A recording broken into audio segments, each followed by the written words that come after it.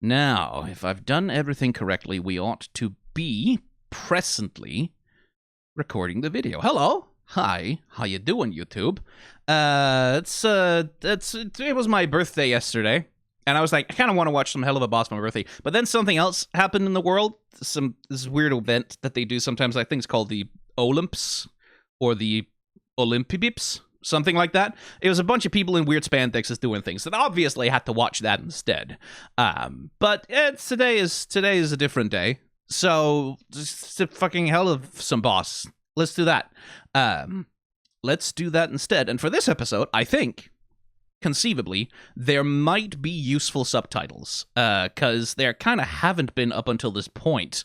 Like, the two previous episodes had subtitle files attached to them, but they were terrible. Like, the subtitles were bad, and I don't know why that's attached to the goddamn actual thing. But hey, they seem to be good now, so fingers crossed that stays in sync and stuff.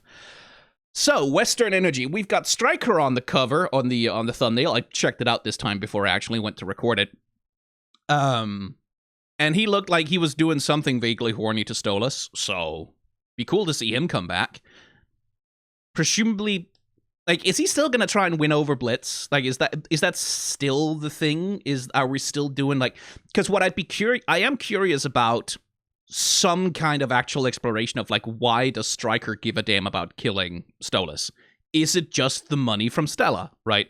Because one assumes it, because if he has an actual ideological objection to the Arscoetia, then it's dumb that then if he's taking money from Stella to try and kill Stolas, that's an interesting point of hypocrisy, and hypocrisy in characters is good, by the way. Hypocrisy in characters is fun.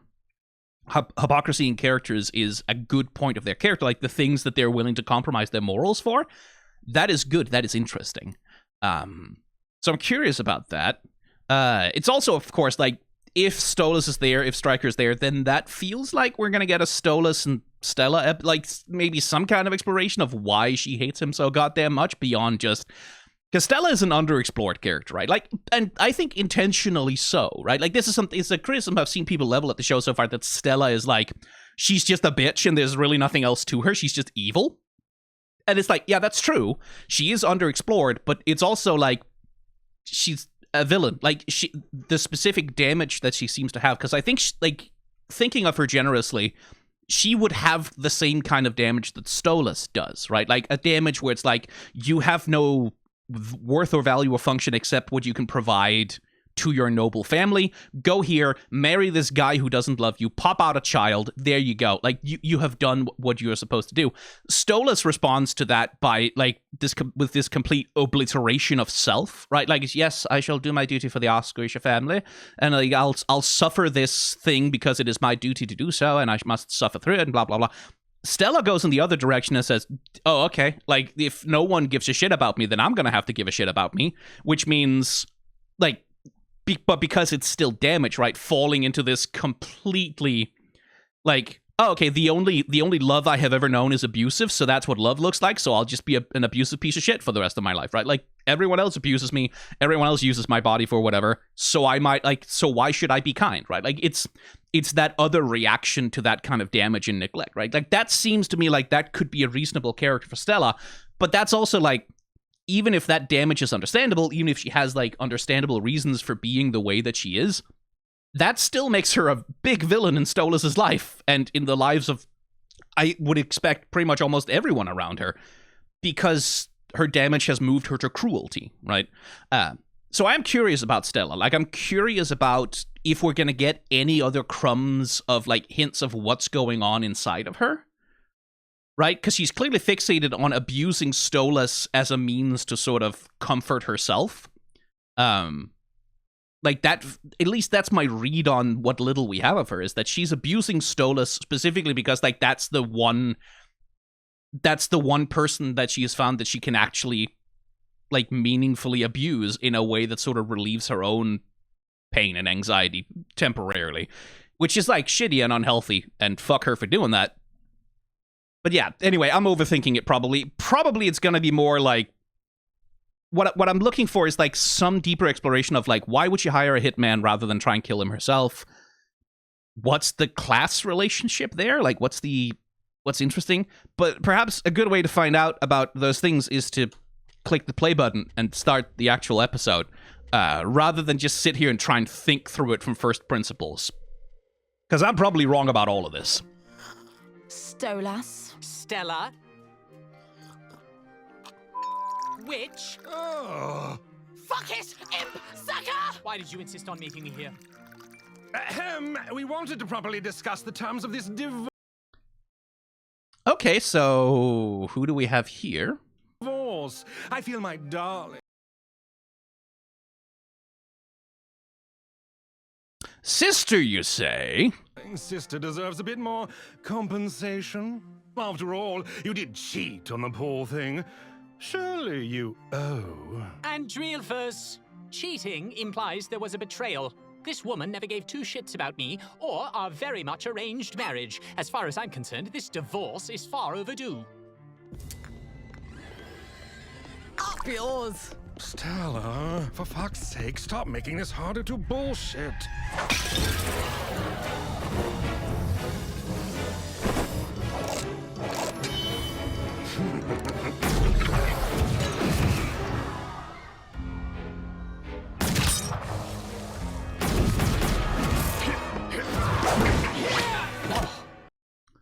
Okay, so we're just starting, like, we're just going right away, are we? All right, then. Let's step back a bit.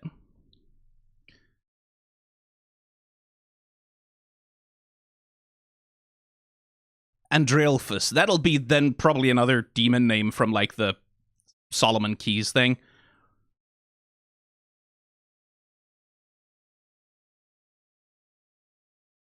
Interesting character design.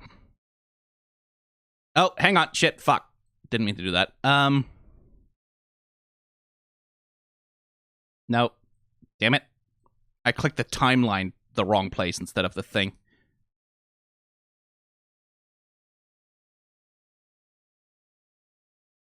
So I like her brother's character. That's interesting. I kind of... Wasn't there a shot where they were, like, more...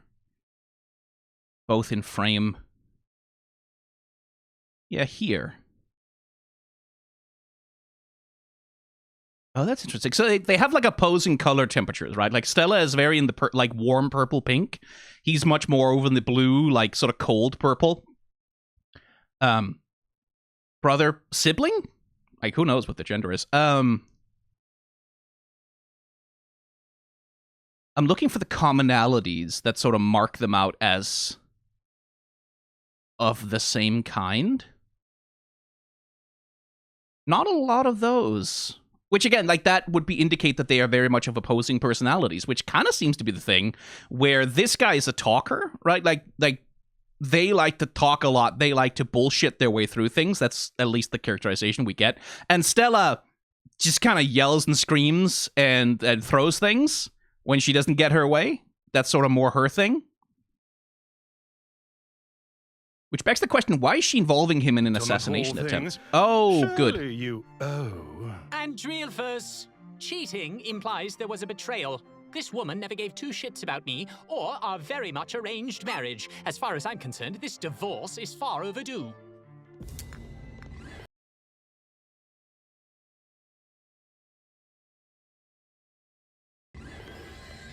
Up yours. Stella, for fuck's sake, stop making this harder to bullshit. I do like that you can kind of see in Stella's face that she's just waiting for the thing to happen. Right, like, she doesn't care about the meeting, she doesn't care about any of that. She's just waiting for the assassination attempt. Because that's what she's here for. So let's see. Horse crash.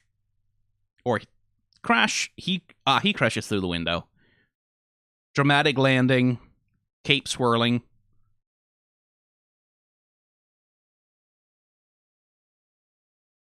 I like that. That's a cool little move with the cape, like using the... Again, we talked about many times, like, coyote time in animation terms, right? which is this thing of like, we suspend the effects of gravity. Like, a character runs out over a cliff, they don't fall down until they notice, because that's funnier. That's coyote time. But animation does this all the time in all kinds of different things. It suspends the rules of physics, the rules of gravity, for dramatic effect all the time, in a way that you kind of just don't do in filmmaking, right? And that's what's happening here, is that he's just crashed through a window very, very fast. If gravity and wind and air pressure was working as it was supposed to be, that cloak would already be down by now, but because we want to do the drama, we just wait, we let it fall down, and then, like, move on from there. It's the little things that I love. So now he has angel guns from Carmilla, I suppose. Which again begs the question, where the hell is he getting those? Like, who's supplying him? That would be the other thing. Maybe Stella is the only one who can supply him with the weapons he wants for killing greater demons, for whatever reason.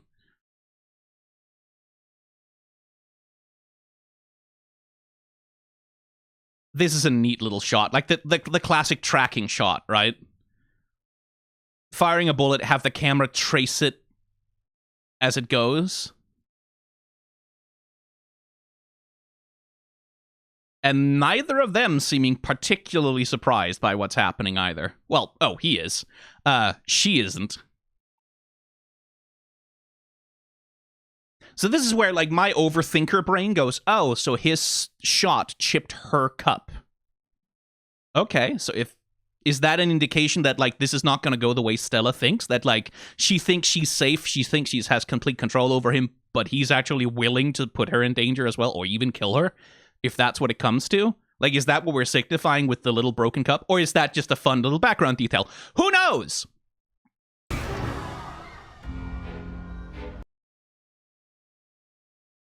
I do like that. That's a good little move. Like, she gets to look a bad bitch here, right? Like, she gets to look like femme fatale just here in this moment, holding the cup, looking over her shoulder.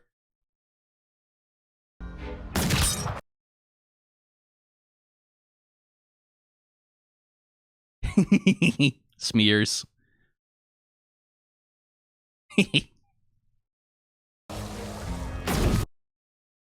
Let me look at that transition a bit more. Ooh, oh, so it explodes out from his collar. That's a good place to put it.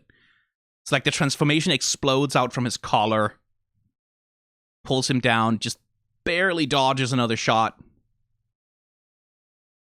And then, like, you see the anticipation, like the wind up with the wings, and then whoosh, the dodge.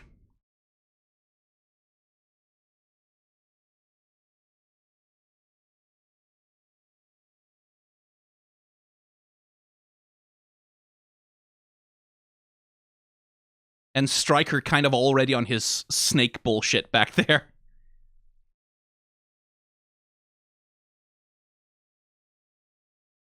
Again, one thing I do love about the character design of the imps, the way... Why are they knocked out? Did he knock them out, or did they just faint? Or But the way that, like, they use the tail so often to trace the curve of, like, a move to, like, really emphasize it, to make it flow. Which is like, oh, God damn it, click the timeline again. Which is hardly necessary so far back in the shot, but they do it anyway, and it looks good. And then I guess it she does not give a shit. But again, background characters, they're always fun. There's always such variety. Angel leash, angel lasso, I guess. Oh, dear. This is worrisome.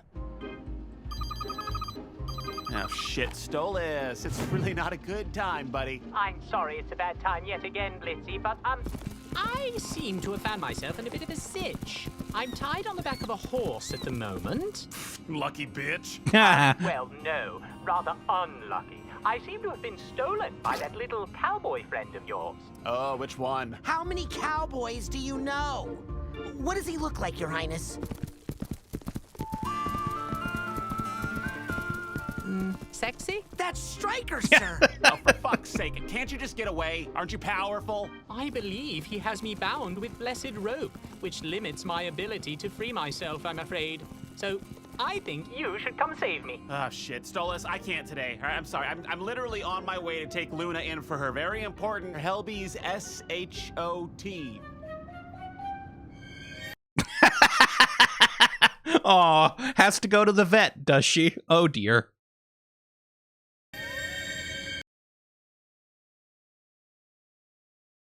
That's a nice little animation move as well. The thing they do with Luna's face. Like, we have the eye is already that big. And then we get, like, this deformation. And, like, this expanding shadow out from under, which intensifies the glare. That's a really nice little move. Just to sort of emphasize the comedy of the moment. And it takes years to book an appointment at this place. It took 5 for me to get this one, so, you know, and she's been doing a lot of field work, so, you know, she needs it. Oh, haha, well, I do agree that is very important, but Would you shut up already? I can hear you, by the way. Don't worry about your lanky birdie. He's in good hands.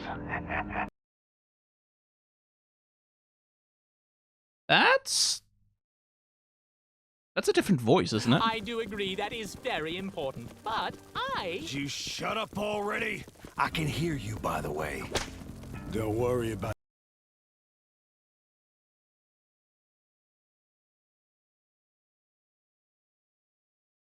Nice little move with the tail.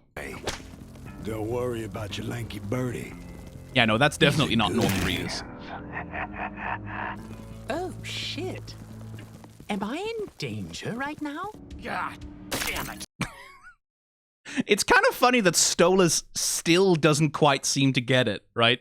He still doesn't quite understand that this is actually serious.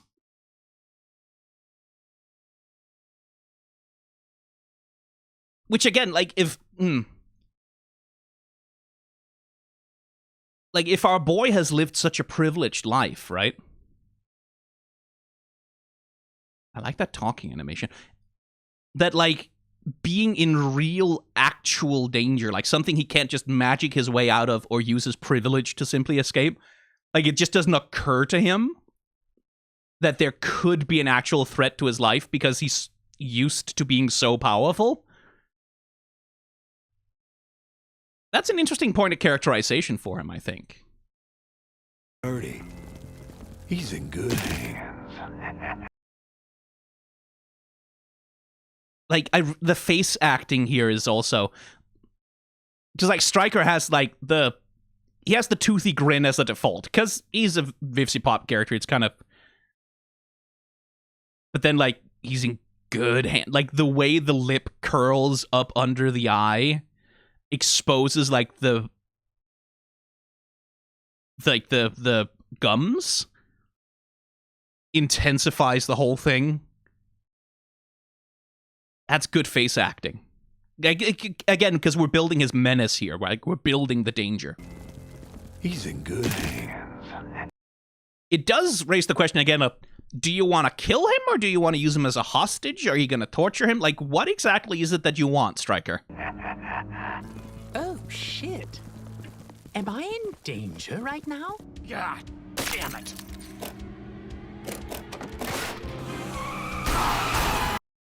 Whoa, hang on. Hold on a sec. Okay, so this is 3D. Yeah, okay, this is the 3D. For a second, I was like, did they do that in 2D? Fuck you. No, this is 3D. But it, again, the fucking compositing. Like, this team is really, really good at integrating 2D elements and objects into 3D presentations. Because, like, all of the smoke animation, all of the sparks and everything, that all seems to be 2D to me, which, like, that's just well designed. Because, like, especially, like, look at that car over there. Look how janky that car looks, right, initially. Like, with the bumper off the side and, like, this uneven trapezoid thing for the front thing and, like, the mirrors. It's an imperfect object, right? It's an object that's not symmetrical, that's not, like, really... And that sort of helps fool the eye a little bit. That they are not these geometrically perfect objects, that they are these objects that are as awkward as they would be if they had been designed, like, fully in 2D. That's well done. There! Let Let me and Moxxie handle this one. Okay, are you too sure that you got this alone? We can do it, sir. Together, we are a lethal combo. What? Why are you putting a Carmen Sandiego hat on him? And we both have a score to settle with that dickhead. All right, well, hurry. Stola sounds like he might be in real shit this time. And knowing that guy's aesthetic, my money's that he's in wrath. Now get your asses down there and look for some cowboy crap or something. Okay, so A plot, Stolas has been captured, needs to be rescued by Moxxie and Millie. That's going to be fun. B plot, Blitz trying to be a dad to his daughter when she really doesn't want him to. What is this? Saint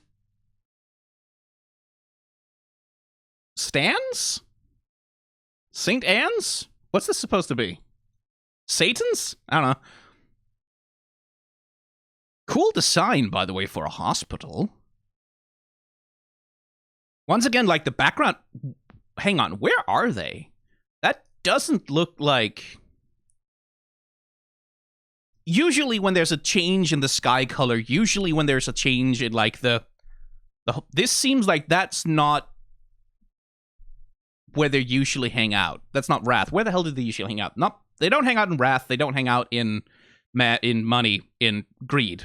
They don't hang out in Pride, because that's where Hazbin Hotel ticked. Wherever the hell they hang out, this doesn't look like that, so this is presumably somewhere else. With like a distressingly cutesy aesthetic. Come on, Looney. Come on, this will be over lickety-split, all right? Christ on a stick of all the days for him to get his stupid... That's good. Again, the little animation technique here, right? Like, of intentionally just, like, not animating Looney at all, but animating, like, the tail where he grabs just to show how stiff and petrified she is. Oh, that's cute. Poor girl. For him to get his stupid feathered ass kidnapped. I have waited 5 fucking years for this appointment. Fuck me in my little red hole. Hi, the fuck you looking at? Hey, I'm here for that SHOT for my Looney Tooney.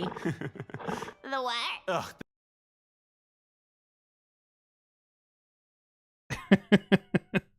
Get yours today, or else.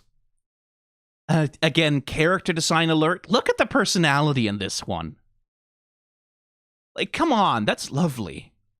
This is something, like, over on Tumblr, I recently ended up writing a bit about, like, the character design in Delicious and Dungeon Meshi. Yes, I will record more reactions to that as well. And, like, the brilliance of how Ryoko Kui designs her characters, and like it's really a simple thing, which is just that she uses all of the tools at her disposal as a character designer, right? Like she uses shape language, she uses like facial features, she uses all of the things that she has access to within the remit of her aesthetic, and that's why her character designs are so good and so recognizable. Is because for every character she uses everything, like different eyes, different noses, different like fat distributions, different everything. Helluva Boss S2 Hotel, like, they have kind of the same thing. Like, there is an astounding, like, it's not really astounding. It's basic. It's not astounding. It shouldn't be astounding. But there is a great attention to, okay, how many things can we use within the remit of the aesthetic that we have, which is like this sort of Cartoon Network, Adult Swim-esque sort of like TV animation aesthetic. How many things within that remit can we use to differentiate characters? And like, this nurse is like a great example of that. What a great little character design. The what? Ugh, the BULL shit that my daughter has to get every year that you MOTHER fuckers only allow us to schedule every 5 years. How the fuck you fuck up that bad anyway, titty haver? Oh, I can't spell. I can't read either. So we're doing... So I guess we're doing jokes about the American healthcare system. Living in Scandinavia, I can't relate, and I don't know how accurate this is. Oh. Apparently, people on Discord are getting Daleks. Are you getting Daleks from me or from the show? From the show. Okay, let's just reset that stream then, and hope it doesn't fuck up my recording. OBS, you're fine? You're not disturbed by me resetting the recording? Good. Good program. Please continue to be like that. The Hellbees shot, you fucking really can't say that word anymore. The No, you appointment can't. is under Blitz. I don't see any Blitz on the list. She has fucking octopus tentacles? Look at that! Again, talking about character design. Rather than hands, she has octopus tentacles. She has whatever the fuck this is for a mouth. She's got, like, goat horns and, like, the ears. Ah! That's just lovely. It's a little background character. It's just nice. Any Blitz on the list? With an O. It's silent, you fucking... Oh, an O. Right here. Yep. How could you know that when you can't read, lady? Blitzo. Yes, well, we will be ready for her in just a bit. Please take a seat, Mr. O. Perf. Really, Blitz? That's the thing that makes you not pull out your gun? Is like someone looks at you disapprovingly? Please take a seat, Mr. O. Perf.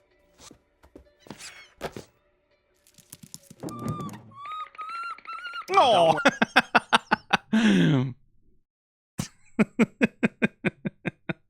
I also hate needles. I can relate. Look at that. Look at that, like, the fucking hind legs and the torso, like, goink. Oh, that is some advanced level scoliosis back right there. That's how I sit when I draw. Oh, don't worry, Looney. It's okay. It's just one little prick. You won't feel it. Yes, you will. You will feel it. It's just that it's a brief pain. It hurts a little bit, then you're fine. Ew, don't say that. It sounds vulgar. Excuse me? Pervert. Okay, that's a cut. Why do you cut on that?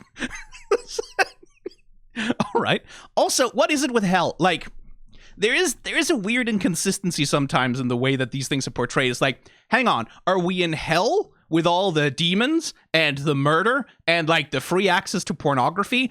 Or are we not? Because it seems to change based on whether or not the show needs there to be some kind of uptight lady to be offended by something. Like, come on.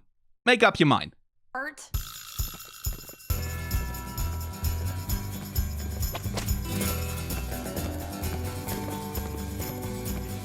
The fucking whip crack in the song, honestly.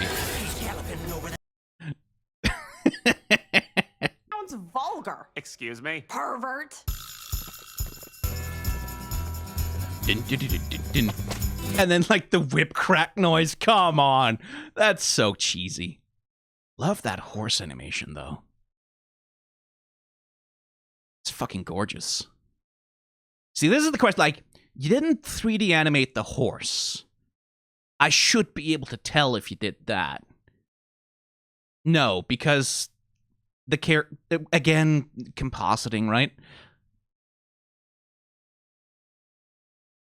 Yeah, no, that's 2D animated. That has to be, but it's damn good. Like, that's a complex object to render like that. Some really nice secondary motion on Stolas as well as he's sitting here on the back, right? Like, there, like, the way that his head is wiggling back and forth, like, slightly out of sync with the rest of his body because it's, like, on a separate pivot point. That's really good.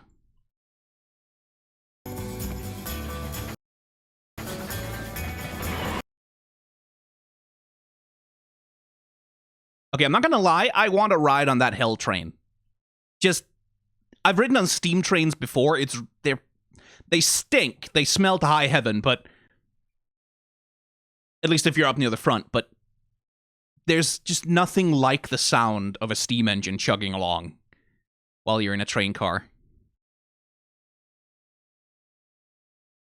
Oh, that's some lovely smoke animation as well. Wait, hang on. Did you actually... Oh, no, okay. I thought they smeared the horse there. I wanted to take a look at that. How the fuck is Stola still attached by... Oh, he isn't. Striker's catching him. I see. He's galloping over the dusty plains. Even the cacti know his name. If you don't wanna die, don't cross his path. The best assassin in the ring of wrath. He's Striker. He's Striker. Sure shooting, darn tootin'. His name is Striker. Gonna bring that bird back to his lair. With his magic rope and his western flair. Wait, why did you hang on, you went into a cave, you went down an elevator, then you came out of a well, and now you're back on the train? Very good at causing pain. And he loves to ride on the choo-choo. Make up your damn mind, Striker.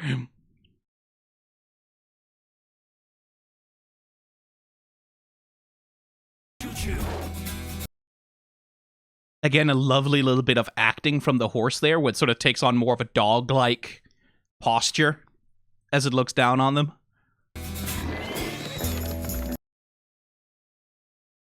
I do like Stolas as well.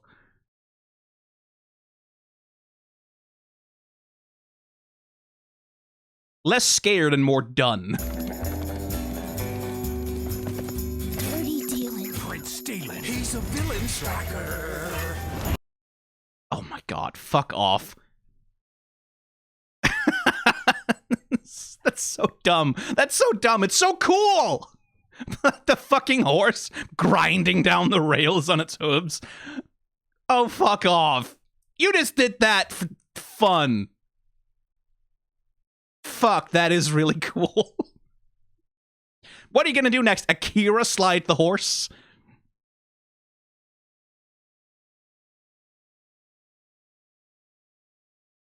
I have to admit, that's a really fucking cool move. He's a villain, Striker. He's fast and strong and tall and mean. The foulest imp you've ever seen. He'd break your bones to hear him crunch. He likes to eat magic for lunch. He's Striker. Oh, yeah. He's Too much. Striker. He's Striker. Shut the fuck up! I'm trying to do my fucking job! You coming in here singing about me for the millionth fucking time! Leave me the hell alone, you freaks! How does one get their own theme song? Okay, so the tone of the episode also, it's like, okay, yeah, Stella, Striker, trying to kill Stolas, blah, blah, blah, peril, all of that. But also, clearly we're not supposed to take it that seriously yet. Because this is very much, it feels almost, the tone so far, it almost feels like a little bit of a parody episode of itself, right? Like in terms of how much it's hanging a lampshade on its own tropes. So, yeah, nice weather we're having, huh? Look, Mommy! They let fire toads in here! The fuck did you just call me? It's not polite to call them that to their face, honey. Wait until we're in the car. You got a problem with me? There is a child present, you filthy Rathian. Oh, I am not from Wrath, bitch. Also, my kid's here too, and I don't think she would appreciate you calling her father things.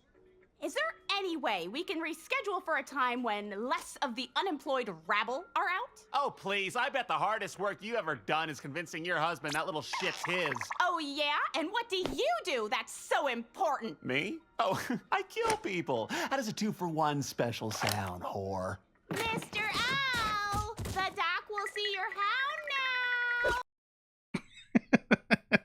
now. Again, like very much in the comedy space here. I say as he holds a gun to a child's head. Your hound now. But like the sound design, like the diddle again, sort of meant to convey the idea that this is not to be taken too seriously. The doc will see your hound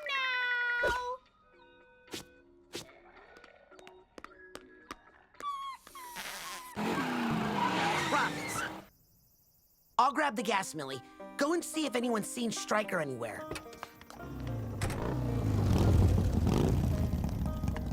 Hey, queer boy! You stealing my hat? What? Same hat! Oh, sorry. My wife just put this hat on my head. You know, because it was hot outside. Same hat. This is inaccurate. This is completely inaccurate. That's not true.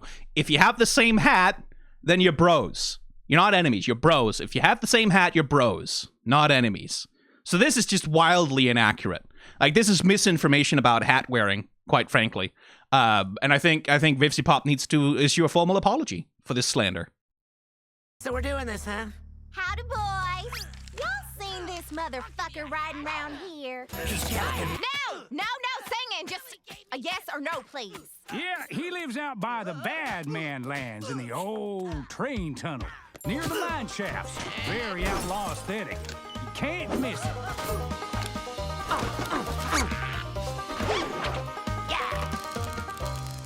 Thank you kindly.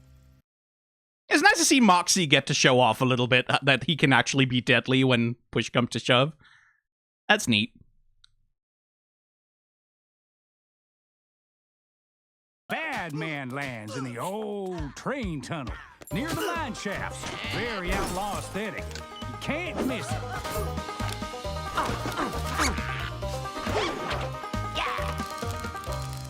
Thank you kindly. Come on, Mox, we got a lead. Yo! Jeez, okay, yeah, sure.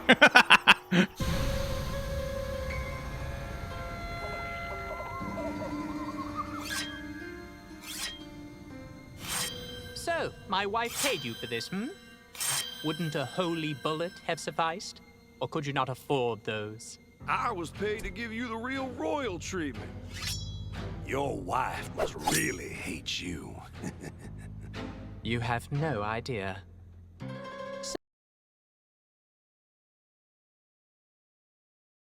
Striker Saloon. New Blood, Nick Killer Beer. Kill Cat Casino. Oh, train tracks? Really? Seems a bit cliché, doesn't it? It's a classic. Is the giant statue of yourself also a classic, or...? Are you seriously judging me right now? I'm just impressed, you... I didn't notice the erection. Okay, right. You know, Striker was kind of scary. Last time he showed up,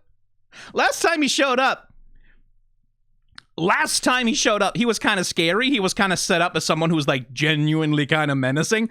This episode has just, like, nope.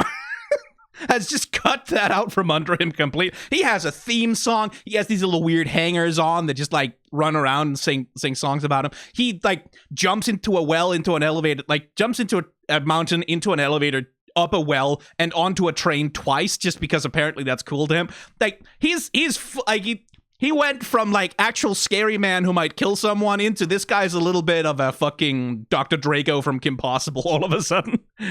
Now, I'm just impressed you seem to want to suck your own dick this badly. look, not every ring is some fancy-ass city with some fancy-ass mansion that only fancy-ass royals get to live in. Some of us have hard lives to live. And some of us have everything we care about taken away by fuckers like you. I have no... Oh, okay. You don't get to talk over me. I don't have to listen to your bullshit. All the royals ever do And there comes the tone whiplash. is try to talk over us. Don't bother trying your little eye trick on me. Those robes ain't gonna let you do anything. Got something to say about that? Your Highness. Well, you seem to be forgetting. You are working for a royal right now. Blitz handles me rougher than that in bed. Nice try. Blitz's knife is bigger and hits so much deeper. Being a smartass, hmm? Because once I split your neck open and let you choke on your own blue blood, you won't be worth any more than the tombstone you'll be buried under. Blitzy says far dirtier things to me with much sharper objects at my throat. That's an effective play from Stolas, I will say. Like, playing on the insecurity of, like, you're not as good as Blitz. Especially since it seems to genuinely be getting to him. Which, again, I didn't really get a sense that Striker was that invested in Blitz in the last episode. Blitz handles me rougher than that in bed. Nice try. Blitz's knife is bigger and hits so much deeper. Being a smartass, hmm? Because once I split your neck open and let you choke on your own blue blood, you won't be worth any more than the tombstone you'll be buried under. Blitzy says far dirtier things to me with much sharper objects at my throat.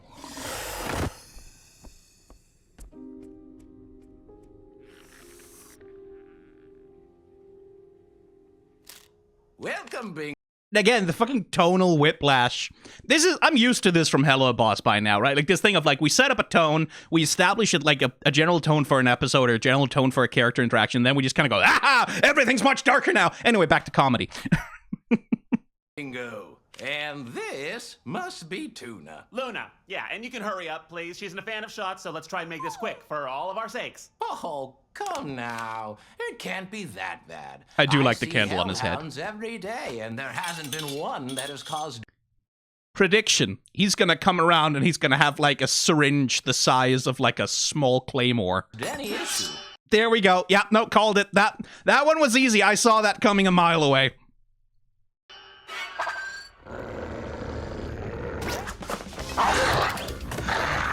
Yep, right there. Told you, dipshit. So, yeah, the tone of this episode is kind of all over the place.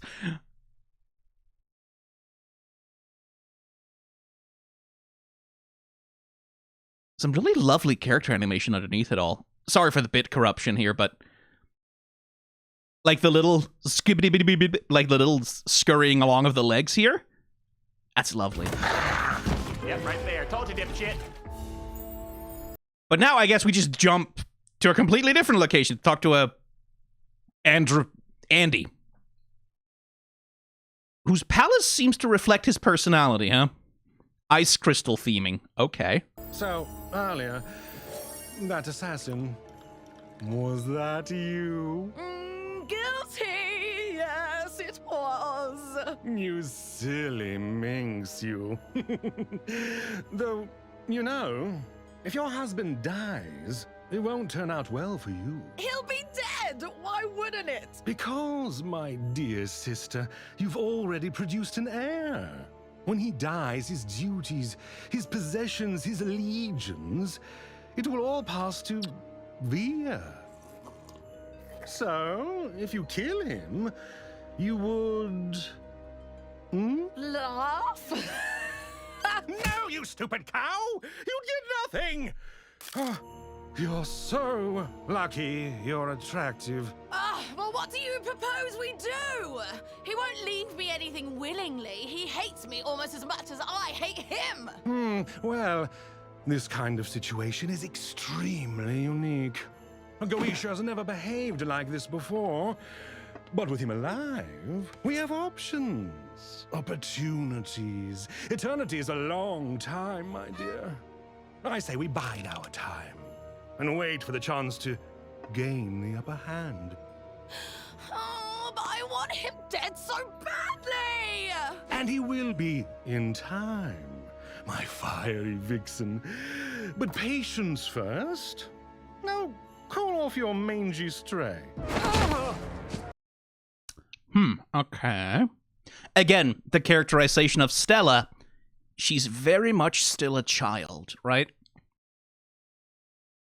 She doesn't think through to the consequences of her actions. She doesn't really care about them.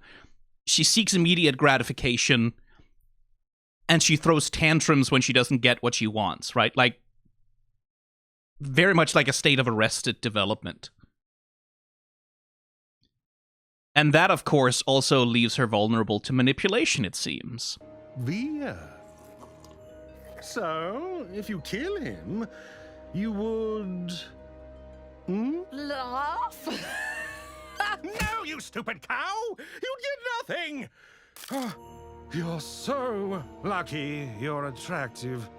Well, what do you propose we do? He won't leave me anything willingly. He hates me almost as much as I hate him. Well, this kind of situation is extremely unique. Goetia has never behaved like this before. But with him alive, we have options. I do like his character animation. Right, this conspiratorial slithering around, posturing. Opportunities. Eternity is a long time, my dear. I say we bide our time and wait for the chance to gain the upper hand. Oh, but I want him dead so badly! And he will be in time. Also, this is a little... but, like, at least the way that this scene is played, it's very much that, like, Stella is being used as a tool by this guy to sort of, like, advance the cause of, like, presumably whatever family she's from. And she's vulnerable to that manipulation because she's still a child inside, right? Like, because she's never developed beyond spoiled little princess who gets what she wants all the time in return for, you know, she's a useful tool to the family. My fiery vixen. But patience first. Now, call off your mangy stray. Well, this has been fun. But every good thing has to come to an end. Shame you won't see your kid again. Don't you dare breathe a word about my daughter. Ooh, finally hit a nerve, huh? I swear, if you go near her, I will destroy you. Big talk. But just that. Ooh, nasty. Any last words, Goetia? Blitz. Will. That rodeo clown told you he ain't coming. Nobody is coming. Hello? Change of plans, darling. I need the prick alive. Oh, that's good. I like that. I need him alive, and then like that, looking at him, looking at the knife. Like, I was right in the middle. Oh, apparently the Discord audience has Daleks again.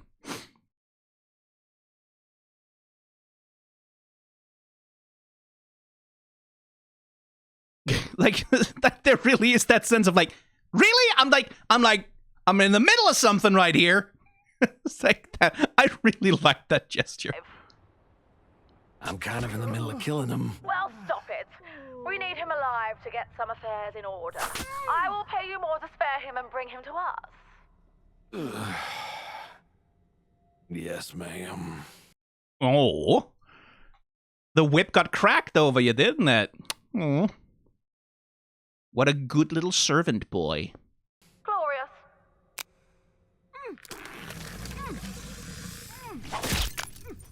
Well, good news for you, Feathers. Your royal says she don't want you dead no more. But she didn't say what condition you had to be in. I think these reds might be a pretty trophy. Can't have you seeing me again, can we? Hmm?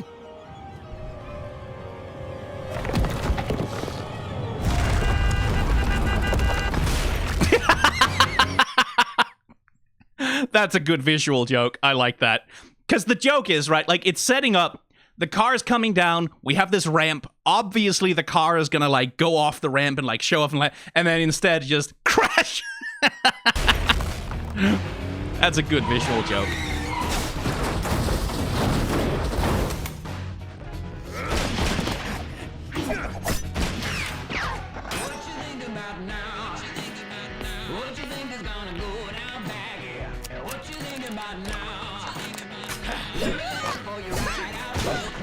Ooh, speaking of claymores.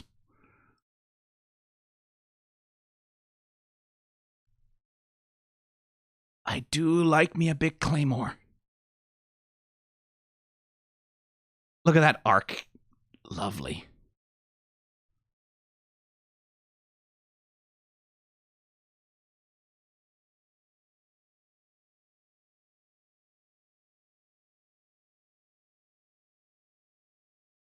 Aw, Millie got parried.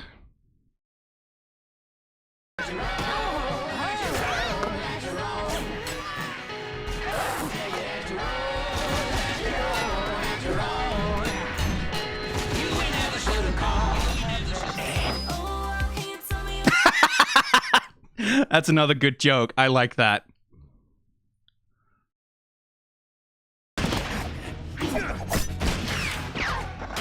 I also do like that the bullet ricochets off his dick. That's... sure.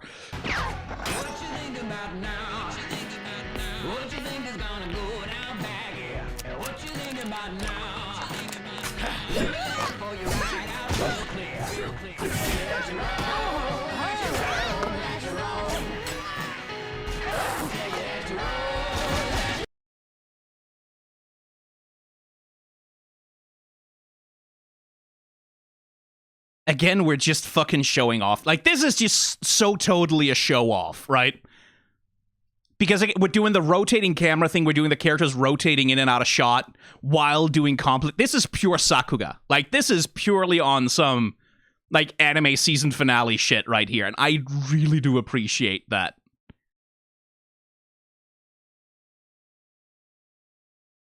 Like, with these big, complicated fight choreographies.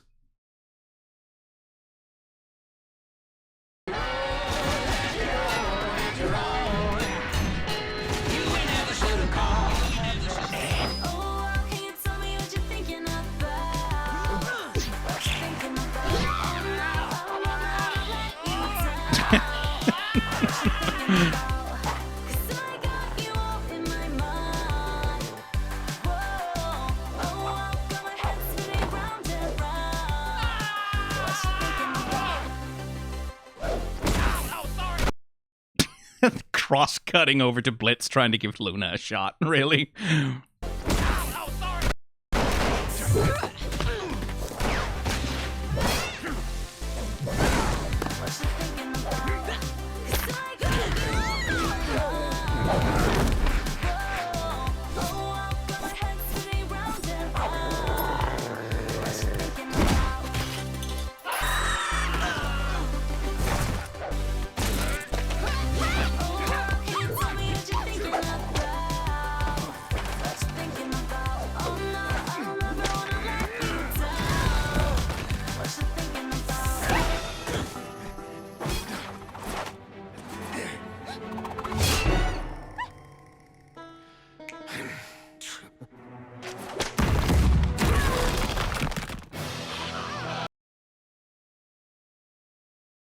It's quite clever use of the music, like that. As we have like the fight, like we swap over to the bubblegum pop while we're doing the sort of more comedy themed shit, and then also like just like some real fucking high quality. Like look at that, like the way they manage the lasso, like expanding into the frame as the thing comes down. That's like a gorgeous dynamic shot.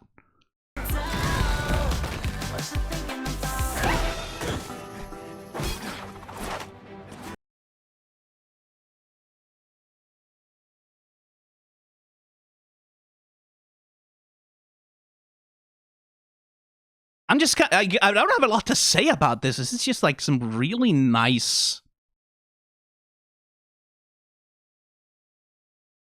action animation. And like here we push in on Millie as she like we get this dramatic moment of like, oh god, the axe is gonna decapitate her.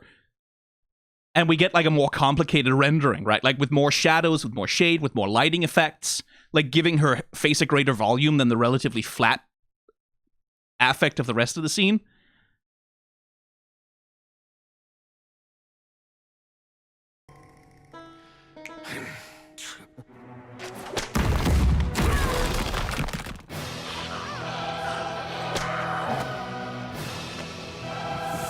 How the fuck does that hat work with your...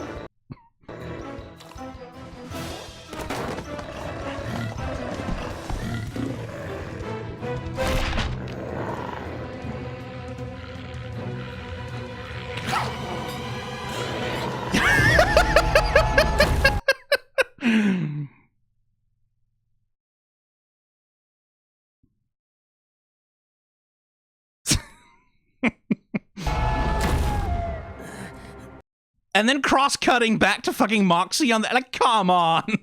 Oh, I remember how easy you are to choke the life out of, little one.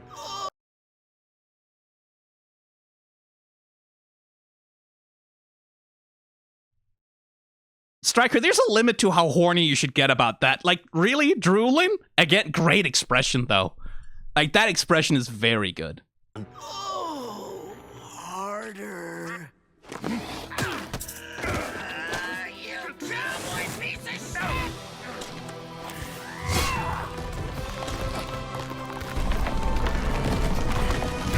Ooh! Bet you wish you'd given yourself a smaller dick now.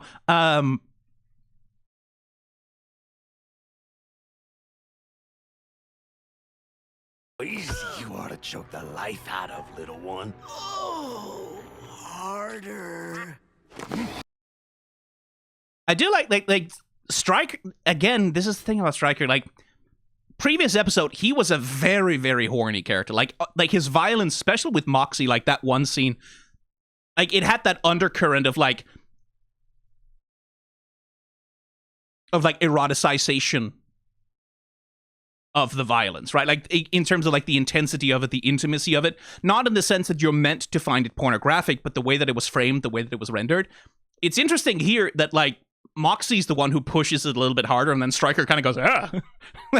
like, my guy, I saw your animation in the previous episode. I just squeaked out by that now. You cowboy piece of shit!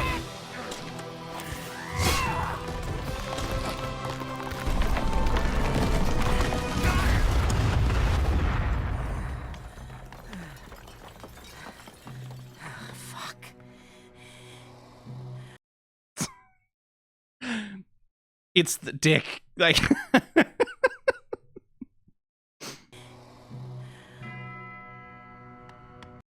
Oh, crumbs! We have to get him to a hospital! oh, hey. Oh, good. You guys actually managed. Plague doctors, of all things.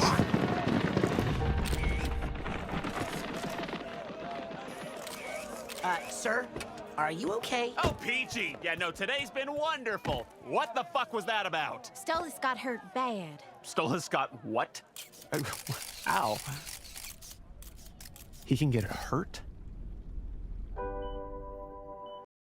Okay, so this is where we're putting the characterization, I guess, huh? So that seems to be a thing about, like, that seems to be both Blitz and Stolas coming to that realization, right?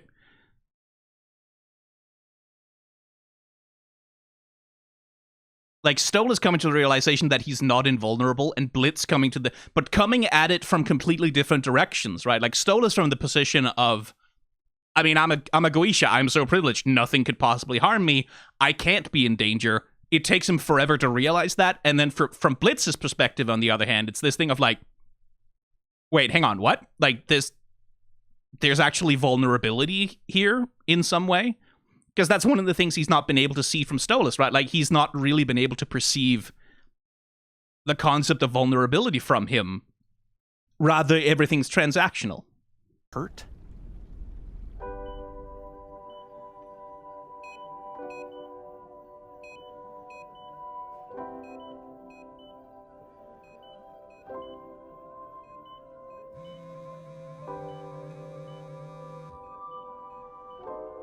Wait, your phone was destroyed. I guess she just got another one.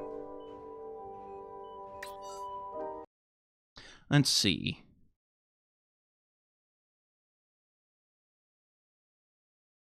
I'm sorry if anything I said or did may have offended you tonight. It's whatevs. Next time you can ever. Maybe we can talk about what happened at Alfie's. Why? I'm sorry, never mind, it's not a big deal. I was just worried about you. You seemed very upset and you took off so fast, but maybe I read too much into that. I'm glad if that's not the case. I wasn't upset either, I just wanted to make sure you weren't, and obviously you can handle any stupid joke a clown can make. Asmodeus can be very invasive with his humor, but I thought it was pretty funny myself, what he said, about me at least. I enjoy being the subject of a jest. No, you don't! Maybe you can say mean things to me too next time you come over. Oh dear. Little people pleaser, huh? Except, of course, that does make sense as a part of Stolas' particular pathology. That he would be like that Blitz is uncommunicative, does not speak his emotions into the world, because what's the point? My emotions don't matter. And then Stolas, on the other hand, is like he comes from the same place. My emotions don't matter, but from that place of like, I have to appease everyone around me as hard as possible because my purpose is to be useful to other people in that way. That's interesting. No, you're not scrolling past that. I'm reading all of it. If you want, sure. Thanks for helping with Via today. You were great in that human show, no problem. Are you coming over tonight with a book? Like always. If you don't feel like coming, that's okay. I'm sure I can do without it for 1 month, okay? Do you plan to visit tomorrow? I know you've been busy and working hard. Maybe you have to prefer we can skip the bedroom and just relax. Maybe. I'm sure you need a break. Whatever you want, it's your night. If you're not up for it or too tired, that's perfectly fine. No pressure. I don't have anything to do anything with the Grimoire until next month. Maybe instead of our usual arrangement at the full moon, we could properly catch up this week. Maybe Monday? I might be busy. I wouldn't want to bother you. You can always drop off the book at the full moon, and I can leave it for you if you're too tired to do anything, but I would like to see you. Okay. Get better soon. Swoon. Literally the first time, apparently, that Blitz has expressed a feeling in their text exchanges, right? Thank you, Blitz. That means a lot. I might be here for a while if you ever want to visit. Yeah, that makes sense.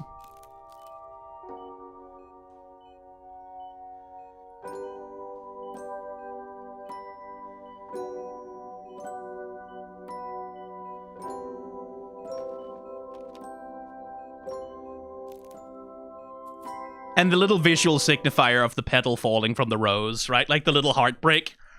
That makes sense, right? That Blitz would be like, oh, I should say something, right? But then he does not understand how to express emotions, right? He doesn't know how to express vulnerability or feelings with Stolas at all. So, of course, he can't, right? So, Blitz is typing, Blitz is not. That makes sense as a part of his behavior, right? Given the way that he sees the relationship, right? Like, he's still... Because Blitz is still in the position of, like, our relationship is purely transactional, right? So he's a dipshit for this, but he's not picking up on the fact that Stolas is actually trying to get to know him better. He's just like, oh yeah, well, he's wordy because of he's a Goetia, so lots of words. That's Stolas. He says lots of words. I shouldn't take this as a genuine sign of affection towards me or care for my feelings or want for my feelings. So Stolas tries to engage him in conversation here, like tries to push him to express a little bit more, and Blitz is like, oh, yeah, I probably should. No, I don't have anything that's worth saying that he would want to hear, right? That makes sense as a point of characterization for Blitz, right? And that's the thing we talked about also in the Aussies episode, is Stolas wants so badly for this to be more than it is, and Blitz doesn't understand that more than it is a possibility, right? Blitz doesn't really understand that Stolas has any actual affection for him, because that doesn't really enter into his head, like in terms of like, but I'm not worthy of romantic affection. Like, I'm not a good partner. I'm not a good father. I'm not good at anything. So why would anyone want me? No one could possibly want me. Therefore, I can't possibly interpret what he's doing as like signs of genuine affection. This is him acting out his own hedonistic impulses, using me as a tool, because that's what our arrangement is. So it makes sense that Blitz would pull this move. And it's a boneheaded move, by the way, right? Like, Stolas seems hurt by this, and that's reasonable. Because the poor boy is trying so hard. It's just that he's not speaking a language that Blitz can actually understand, right? And that's the thing about, like, that's one of the tragedies of communication, right? Like, when you have these different communicative frameworks for, like, what do words mean? What does it mean when someone expresses something to me, right? And for Blitz, clearly it means, like, oh yeah, this is nothing. Like, this doesn't relate to me. I shouldn't read anything into it. I shouldn't understand anything from this. I shouldn't feel anything from this.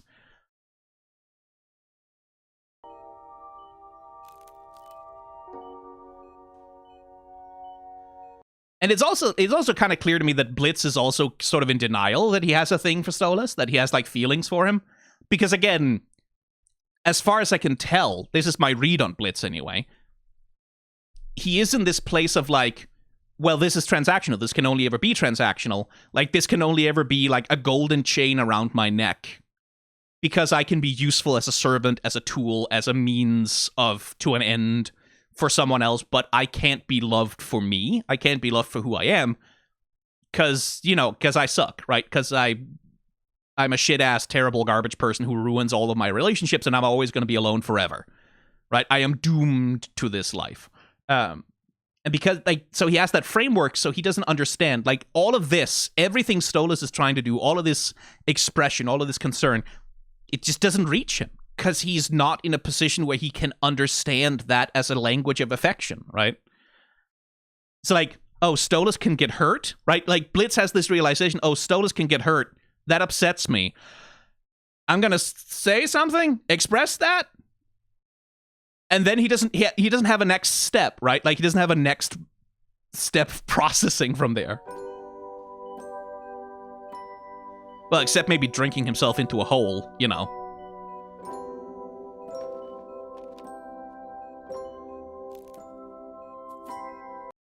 Lovely animation on that pedal too, by the way. You see, it's especially the way that they handle the light and shadow. You have this rim light, right? And the shadow on the other side. The way that they're handling that as it falls through the air. That's gorgeous volume on that pedal. Beautiful. You can see you can trace the path that is rotating through as it's falling down. And it looks like a little heart, of course, because it's heartbreak.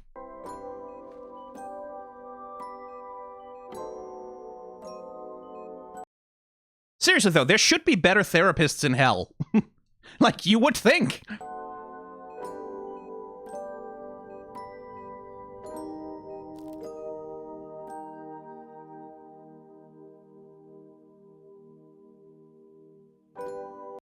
Okay.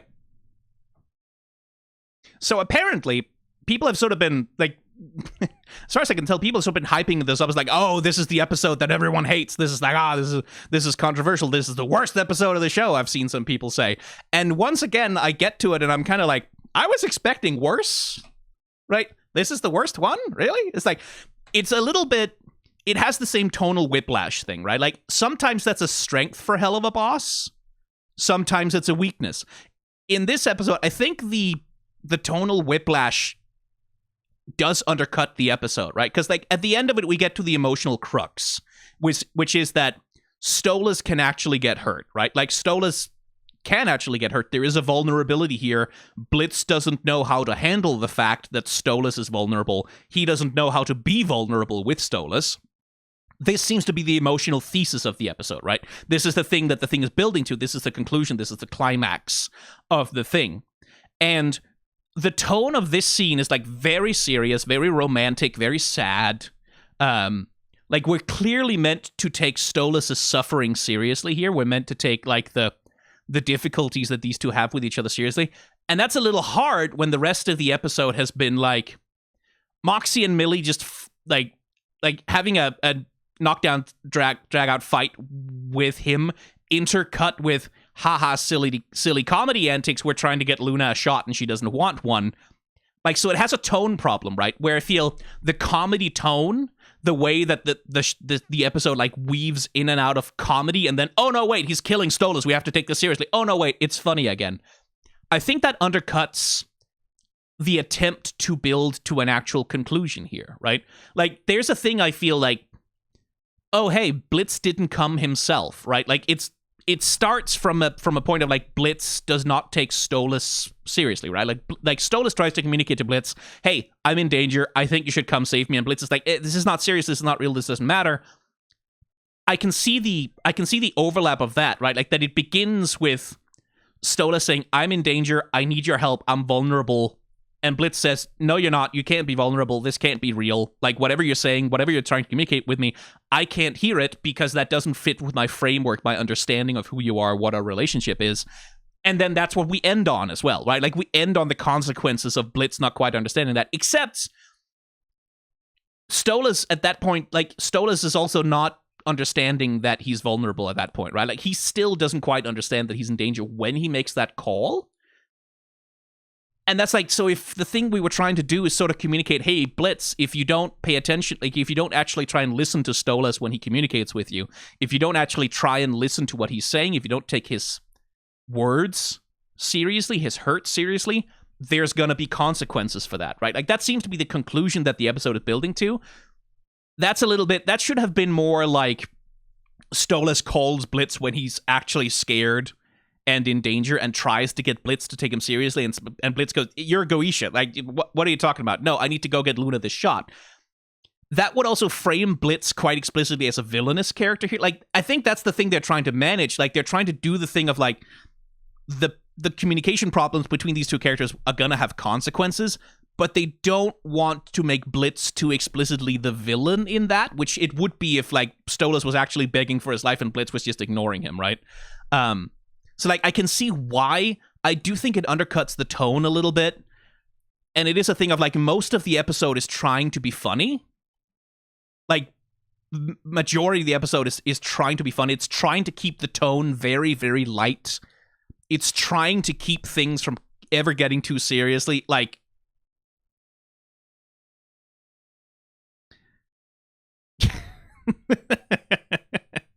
it's trying to keep things from ever getting too dark or keep the audience from ever sinking too deep into, like, anxiety or fear about what might be about to happen.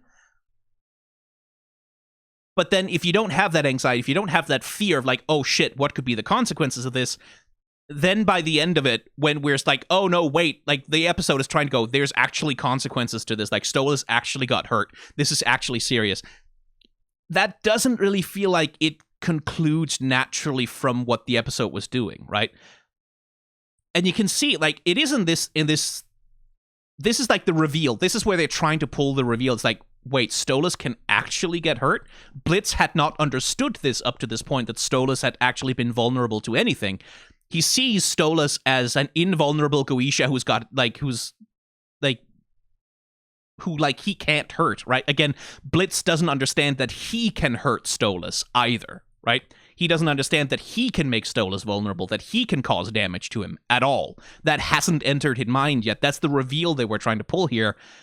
I don't know that the tone lands that, but also, like, at the end of it, I got it, I think. Like, unless I'm horribly misinterpreting this episode, I understood what's going on. So it's not terrible. It gets the idea across. It hasn't created any confusion in my mind. It's just, structurally speaking, I think the tone management here, where many times it's to the show's benefit, like, it's a feature of the show that can be kind of fun to engage with, that it can change on a dime from the very serious to the very silly and sort of mix and integrate those two things. I don't think this episode manages to integrate the tone as well, right? Like, I think this episode gets into a position where the inconsistent tone and the whiplashing between them, it doesn't really have that wow factor. It doesn't really keep me on my toes and kind of go, oh shit, like, in the same way that it does in the better episodes. It just kind of more makes me go, hang on, wait, am I supposed to take this seriously or not? Are we supposed to be having fun, or are we supposed to be scared? Because I can't do both at the same time, right? It's like, if people hate this episode, I guess, like, I feel like probably the tone is why? Because that seems to be, to me, to be the most glaring difficulty with it. Because, like, after fucking Strider has his theme song and, like, rides into his lair by jumping on a train, jumping off of the train, jumping into a mountain, jumping into a well, jumping out of the well, and then jumping back on the train again. And he's like, oh, you goddamn imps follow me around singing my goddamn theme song. His horse is, like, grinding down the rails twice just because it looks cool. And he has a statue of himself with, like, a huge dick. It's like, I'm primed to be like, okay, so I'm not supposed to take Stolas' peril seriously at all. And the idea of that, if there's an idea behind it, that seems to be to put you in Blitz's mindset, right? Like, so the audience, much like Blitz, also assumes that he can't actually be hurt. But again, from a structural perspective, then I wouldn't have the torture scene here. Like, that's very, like, that's at the midpoint of the episode, right? I wouldn't have the torture scene, like, at the midpoint of the episode. I would have, like, Stolas actually getting hurt. Like, I feel like maybe it would have been more effective if, like, Striker never actually hurts Stolas, to start with. Like, it's he menaces him. He's sort of like, I'm gonna torture him. Then Stella calls it off. Okay, everything's fine. Because then the audience is still lulled into that false sense of security, right? Like, Stolas can't get hurt. This is a comedy episode. Everything's funny. He has a statue with a big dick. He hangs his hat on. Don't worry about it. If it's gonna be a plot twist to Blitz that Stolas can get hurt, then I feel like it should be during the fight. Right? Moxxie and Millie charge in. We get like all of this cool fucking battle Sakuga. And then Striker starts to actually beat them up kind of badly, right? He starts to beat them up. They actually start taking some damage. They actually seem to be in peril. That's the moment when you sort of go, hey, hang on, this seems to be getting a little bit more serious than it has been. And then, like, he incapacitates Moxxie and Millie and kind of goes, well, deal's off now, Feathers. And, like, he stabs Stolas like a couple of times, hurting him actually genuinely really badly. Moxxie and Millie manage to get one over on him. He escapes. And then, like, you have pulled the rug out from under the audience to say, holy shit, he could actually get hurt. This was actually serious the whole time. We should actually have been worried for his safety. I think that would have been a more effective way to put you inside of Blitz's head to make it like a reveal to both the audience and to Blitz that Stolas can actually get hurt, like that there's actually stakes here. But that's just like, oh, poor Luna.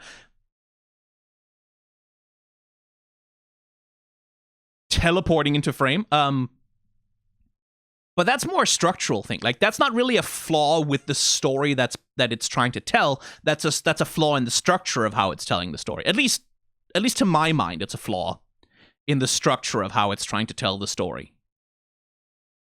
If this is the conclusion we're meant to get to, right?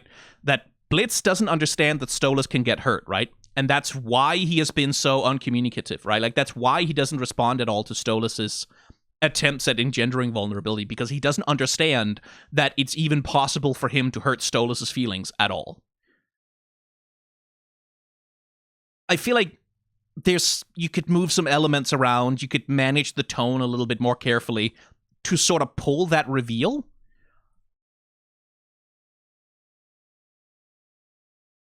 But the way it's actually put together, like when we get this scene here, right, like of Stolas on the ground, we have like this shaky fade in and like him like breathing shallow breaths, like clearly barely clinging on to life, the threat against his daughter.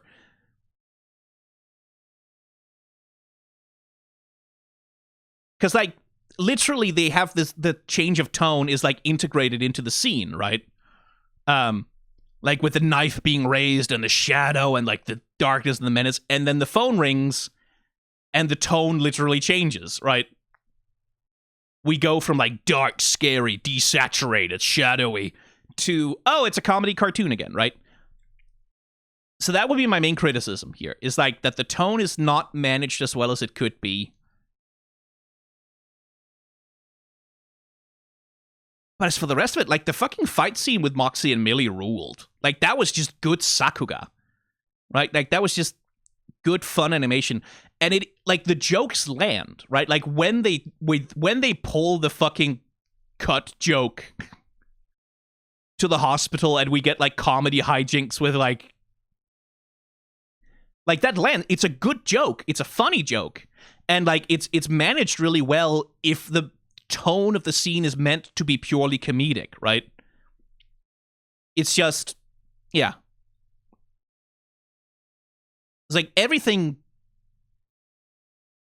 about this episode was like good except for that, right?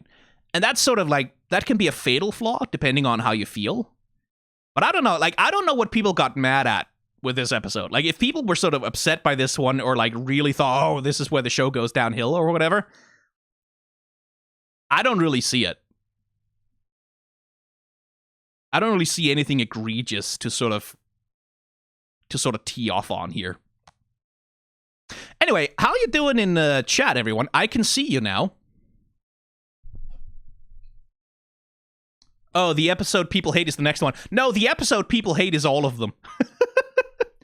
It was mostly the demystification of Striker that people really hated at the moment. Yeah, and I can see that. Like, Striker comes out of this one poorly, right? Like, Striker is like, He loses all of his menace. He's not scary anymore. He's not mysterious anymore at all. And that's a disappointment, right? Like, because I started this episode very, very curious about, like, okay, let's learn something more about what is Striker's deal, right? Like, what is Striker's deal? Why does he care about this? Why does it interest us? We get a little bit of that, right? We get a little bit of that in the... He's sort of like, royals took everything away from me. Okay, you have a personal grudge. Do we want to explore that? No, okay, we don't want to explore. Like, no exploration of it, just a little mention that, like, I have a personal grudge. Like, oh, my own life was ruined by... Okay, cool. But then, you know, what does that mean exactly? Like, why does that mean you're trying to inflict vengeance? Why does that mean you're willing to work for Stella? None of that, right? He doesn't really get any character here. He's mostly just there as an antagonistic figure, like, to sort of be functional within what the story is trying to do.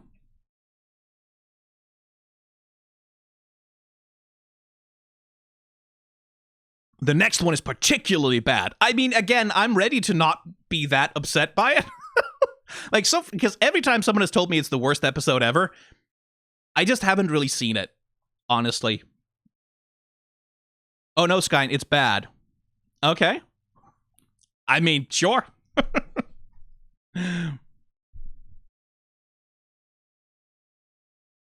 It's not bad as cringe. I mean, yeah, cringe. People sort of confuse cringe for bad sometimes. It's not quite the same thing. One of the show's big issues is it has a lot of villains and develops none of them while also never letting them win.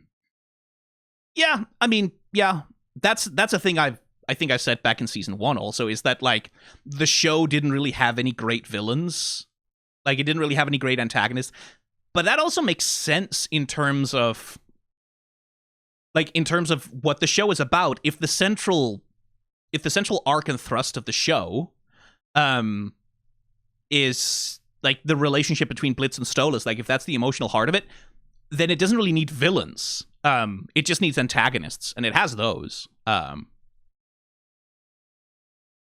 The villains are Blitz's feelings. No, the villain is their trauma.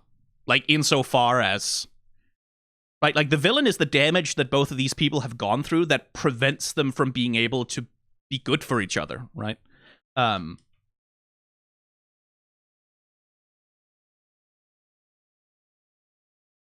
They are their own worst enemies. Yeah, like, that seems to be what the storytelling is so far, anyway. The hospital is in the Sloth Ring, and Imp has the office in Pride. Oh, okay. Because sinners can't go outside of Pride. Oh, so they are in Pride. Well, okay, so technically... Wait, hang on. So technically, the Imp offices are, like, there? While Adam is attacking? And while the purges are happening? Huh, okay. In another city, but in the same ring. Okay, I see.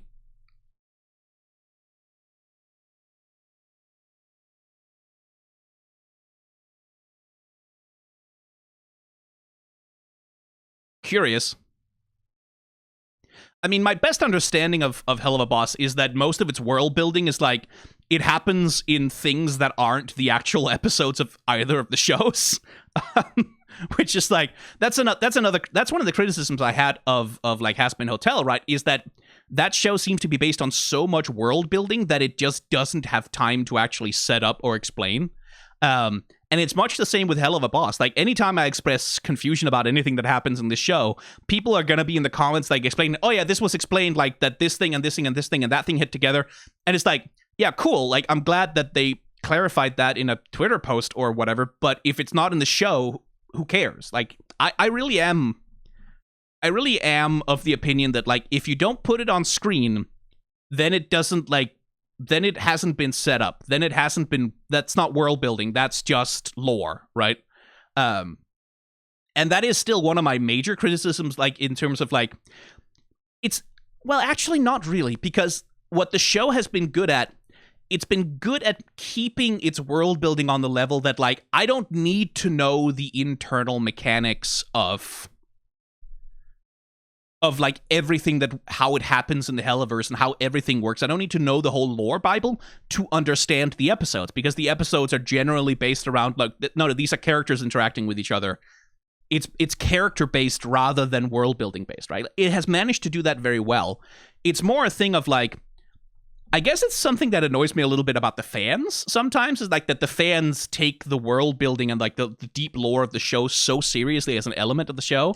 And I'm like, well, clearly the show doesn't take it that serious. Like the show doesn't think this is important enough to tell me. So maybe it's not that important. Maybe it's just interesting. Like maybe it's just, oh yeah, that's like a cool detail to know, but maybe it's not important.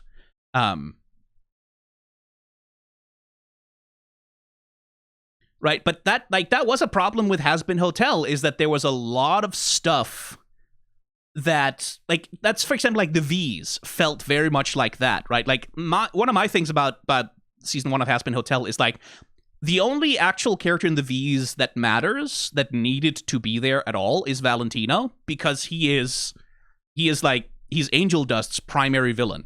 And there is, like, an arc there where Angel Dust, like, overcomes part of his, like, subjugation to Valentino. Like, he has a thing there. Vox, Velvet, they don't matter, right? Like, you can take them out of the story completely, nothing changes. Like, nothing they do is like, oh, only that character could have done that. No, Valentino could have both sent in, like, Serpentius to the Hazbin Hotel, and he could have been the one throwing the angel's head on the table in the meeting with the other overlords. Vox and Velvet are just kind of there because, like, oh yeah, they're the V's and they're important, and like, oh, they're going to be the villains in the next season. But they don't really do anything in the show itself, and because the show only has 8 episodes, can't develop either of them. Like, they just become these sort of, like, hanging, dangling, like, unresolved things that don't do anything, but were included because world building. Were included because lore, right?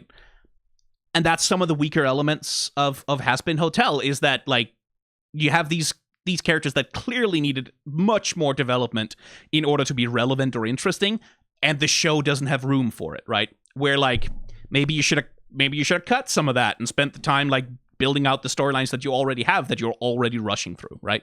Helluva Boss doesn't have that problem so much. Helluva Boss is much more indulgent. It can take as long as the fucking wants to do anything. So, like, here, the inclusion of each character, like, including, like, Andy, like Mr. Blue Man with the ice crystals and all that.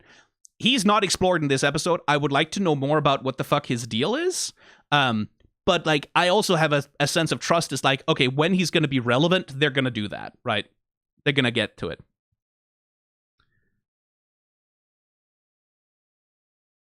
For Helluva, they've established everything that was needed in terms of world building. Yeah, maybe a bit more about Goetia hierarchy. That's one thing I will say.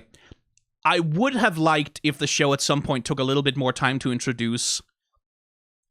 Because, like, people in my comments, like, have been very, very, like, made a big deal out of, like, Hellhounds are, like, the lowest on the hierarchy of the thing, and then, like, Imps are, like... And those hierarchies do seem to matter a little bit, right? Like, it does seem to matter to me a little bit to understand that how low the Hellhounds are in the hierarchy. Because that does inform some of Luna's trauma, especially that informs, like, the ways that she's treated. There are some things I would have liked to know liked to know more explicitly in terms of, like, what are the relationship of, like, Goetias to the major sins, right? Like, I didn't even catch that gluttony was gluttony, right? Because the show made such a no deal whatsoever out of her. There are parts of that feel like sometimes they become relevant in a way that would be nice to have it explicitly laid out in the text of the story. And it feels a little bit like the show relies on, well, everyone's read the wiki, right? Everyone's read everyone knows the fan lore. Where I wouldn't mind, like, the show making a more explicit point out of, like, the hierarchies of hell and the ways that these things are put together. It's not a major flaw. It's just a thing that's like, oh, that would kind of be nice to inform my reading and understanding, right?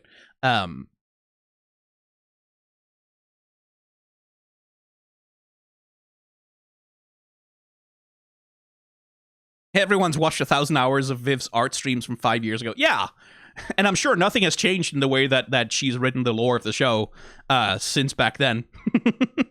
Wiki has a lot of misinformation. Another reason to maybe have an explicit, like an episode that sort of explicitly deals with there's no character being a fish out of water for other characters to have the excuse to exposition dump to. Well, that's not true, though. Like, or rather, you can just invent one. Like, it's not that hard. Like it really is. It really wouldn't be anything more than a sinner dies on Earth, goes to hell, wants to kill someone back. Like episode 1, right? Like a newly dead sinner comes down and talks to Blitz about, I want you to kill, etc., etc. Like, that could be your fish out of water. That could be a character who could be. You can easily contrive a reason for like people to explain the details of how hell works to them. That wouldn't be hard. Like, that's not a difficult thing to do. To find a reason to explain. Like, there's a million ways to contrive. It's not always elegant. Like, it's rarely the best part of any episode of any show when you contrive a reason to lore dump, but it's something that's necessary to do in most shows. Like, it's most shows it's necessary to find some excuse at some point to lore dump to get the audience on board with like what the show is about and how it works. I kind of wish Helluva Boss would do that at some point, at least a little more explicitly, but you know, whatever. I think the biggest not explained thing in Hazbin was the fact that sinners can only die via angelic weapons. Yeah, like the fucking in Hazbin Hotel, the whole thing about like, oh, angels are completely invulnerable. That could have used a little bit more setting up, like maybe demonstrating it, like that angels are like, you can't kill them, that they're to establish the threat and the menace of the extermination. That's one thing that show could have spent a little bit more time doing, sort of explaining how the fuck Vaggie didn't know that angels could be hurt by angelic weapons. Like, there are little things like that, right?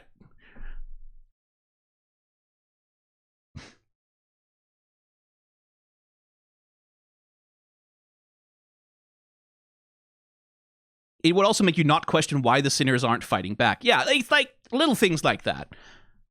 But like, as for this episode, I liked it. Like, I have enjoyed this episode. The animation was like still. There's a difference in the animation, though. Like, the animation in this episode feels very different than, like, since this is the one I've got loaded up, right? Seeing Stars. Most of the animation in Seeing Stars has a very different vibe.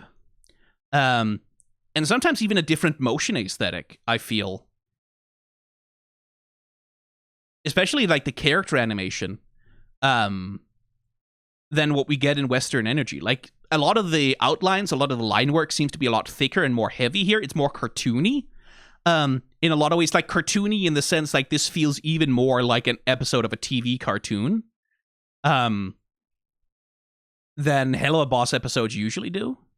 Which is interesting. Like, I do want, again, this is about like the internal production processes of Spindlehorse. Like, how much is this a board-driven show, right? Like, because that's one of the things, like, one of the criticisms that people bring up about Steven Universe, for example, one of the bad criticisms that I don't really like is like, oh, the characters, like, they're off-model, they look different from episode to episode. Yeah, but that's because it's a board-driven show, right? That's because each, like, board animator, each director gets to have their own personal influence over the aesthetic of the show. You can dislike that, that's fine, but it's not a flaw, right? Like, it's not like, oh, they did animation bad. No, like that's a different thing.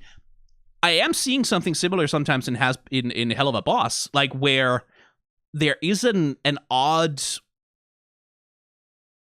There are changes in the aesthetic with which the show is rendered from episode to episode where I'm not sure about what the motivation is for that. Like, is it because you have different like directors, different board artists who are like leading the visual development and like the vis dev and like the visualizations for how each episode of the show is going to look? Is it because you have like different directors on it? Because like Blitz's character design here also feels distinctly more cartoony than it does in some of the more serious episodes. Or is it about tone, right? Like, is it we're intentionally choosing a more cartoony art style for this episode because like this is a more like the tone of this episode is generally more comedic, and then by the end of it, right? Because there's another switch, right? Like at the end when they arrive at the hospital, when everything's about to get real serious, where you get like this sort of soft glow light rather than the hard edge lighting, a little bit less cel-shaded in some ways.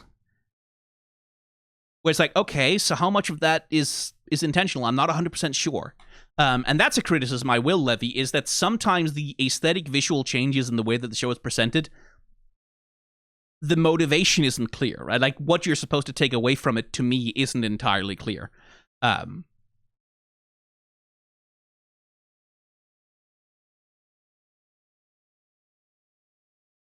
the way, I didn't get to look at the crowd scene here, but again, lovely character designs in the background here. Like, that's again a broader thing about, like, Helluva Boss, where, like, again, much in the same way that sometimes its management of the tone doesn't quite work for me, sometimes the way that it manages its changes in aesthetic, I'm left confused as to how much I should read into it, right? Like, how much I should understand this as intentional communication, and how much of it is like, oh, it's because we let a different board artist lead this sequence, or lead this scene, or lead this, like... Yeah, I wonder about that. I wonder about that. Anyway. Le crédit.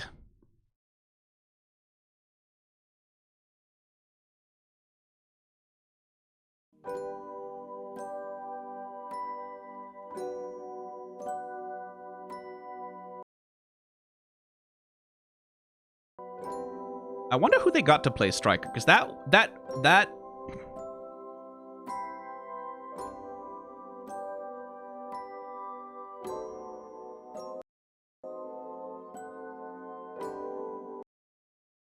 Edward Bosco.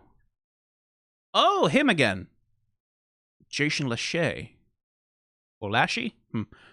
I should look them up. Hang on.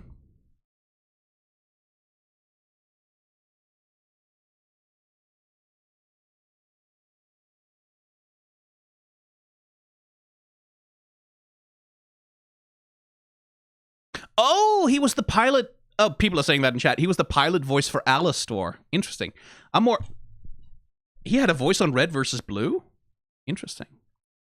But, oh, he's clearly a working voice actor. He's like Persona, Lego Fortnite, Suicide Squad Kill the Justice League, Like a Dragon. Not a lot of main... He also played a character called Striker in N Calls Everyone.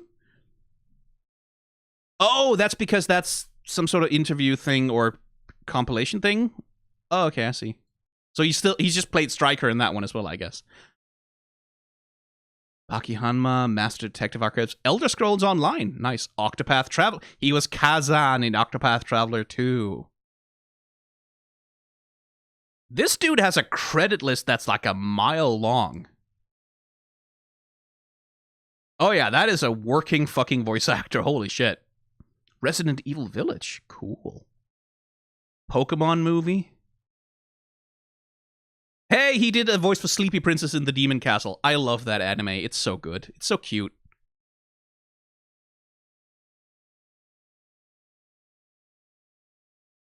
He had voice credits in Final Fantasy VII Remake, too. Hammerhead and One Punch Man. Shenmue. Oh, cool. Jesus Christ. This is like... He has been in so many fucking things. Holy shit. Does he have a voice in League of Legends somewhere? I need to know this now. Oh, he did one for Dust Elysian Tale. Cool. Hearthstone, Elder Scrolls Online, JoJo's Bizarre Adventure, Legend of Heroes, Trails of Cold Steel 2, Pillars of Eternity, nice. Heroes of the Storm, Armored Warfare, Detective Pikachu. Oh, the game, not the movie. Okay, I see. Detective Conan, Paladins, Hulk, World of Final Fantasy. Bunch of web shorts as well. He played Magneto in Death Battle? Huh? Cool. Oh shit, that's just a fucking credits list right there.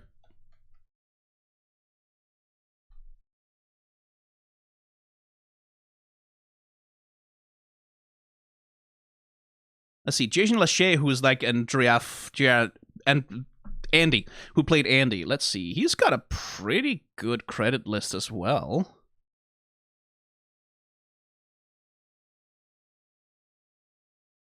Oh, he did a bunch of ADR acting on Hotel Transylvania 2. Cool. Hey, he's Orshiphon in Final Fantasy XIV: A Realm Reborn. Haha. Okay. Lightning Returns?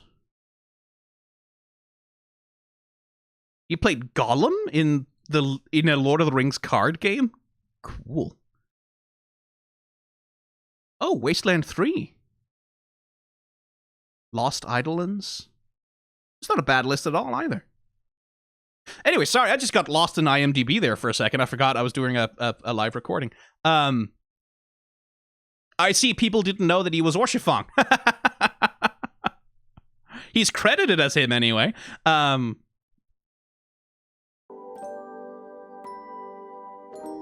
Oh, he's Valentino as well. I see. I should check for Joel Perez as well. All right, let's check for Joel Perez.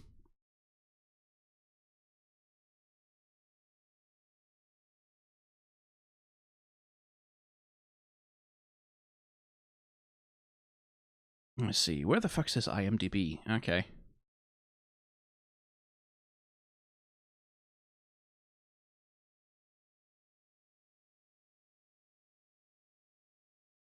Ah, that's Valentino's voice actor. There we go.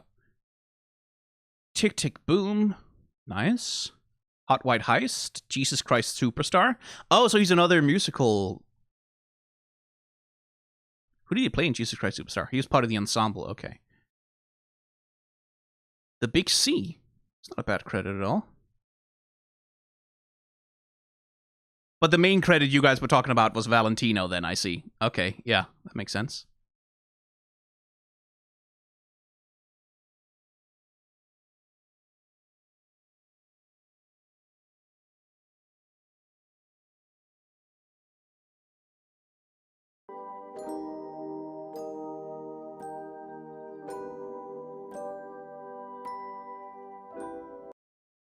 Like, once again, just, like, a fantastically animated episode. Like, genuinely, like, the fight scene with Moxxie, Millie, and Striker is, like... That was Sakuga.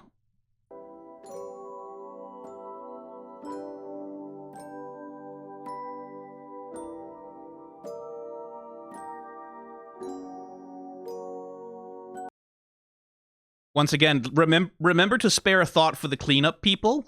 Doing cleanup on an animation production is hard.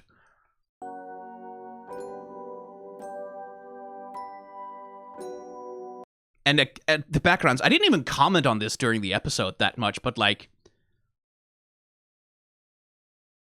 The background work in this one, as ever with Helluva Boss, very high quality, but like... Come on, like a background like that just for one shot?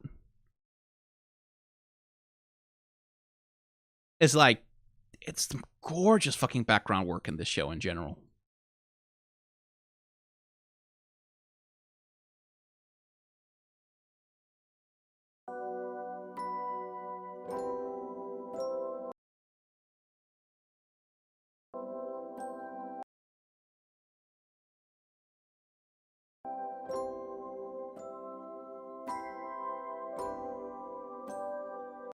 The Ballad of Striker. Oh, hey, Blake Roman was singing on that one.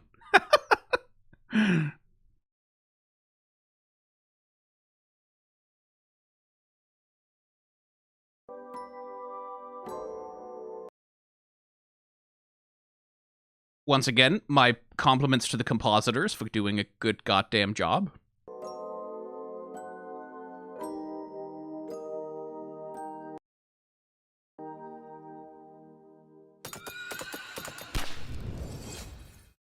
Yeah, I liked this one. Like, I had fun with it. I can see why people would be turned off by it. Like, the tone problems are there. I thought there was someone, like... The central thing that it has to say... The central thing that it was trying to get at... Like, specifically, like, the idea of... introducing the concept, the consciousness of vulnerability to Stolas and Blitz's relationship. That's like good. Like, I think especially these text messages, I thought that was a very good way to show the relationship between Stolas and Blitz, like the complete communication failure that they have with one another. Like the text messages was a good way to do that. Because, like, it's so clear, right? Like, you can see Stola's, like, paragraphs and paragraphs of, I want to express my feelings to you so badly. And Blitz, like, oh, okay, like, not knowing what to do with that, not understanding what's being expressed, not really having any way to meaningfully respond to it.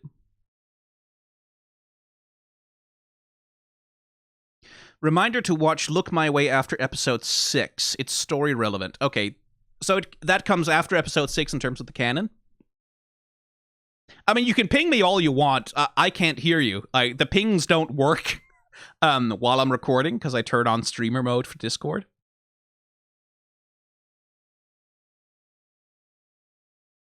After 7 is better. Oh, there seems to be some opinions about that. Okay. Just watch it in release order. Yeah, I feel like I'll just watch it in release order. That makes more sense to me.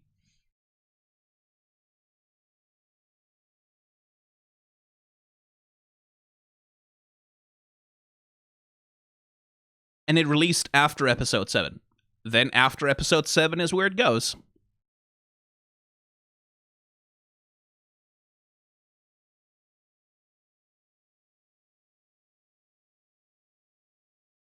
It's a setup for episode 8 as well. Yeah, well, then that's the easy way to do it. Is it going to be its own video? Probably?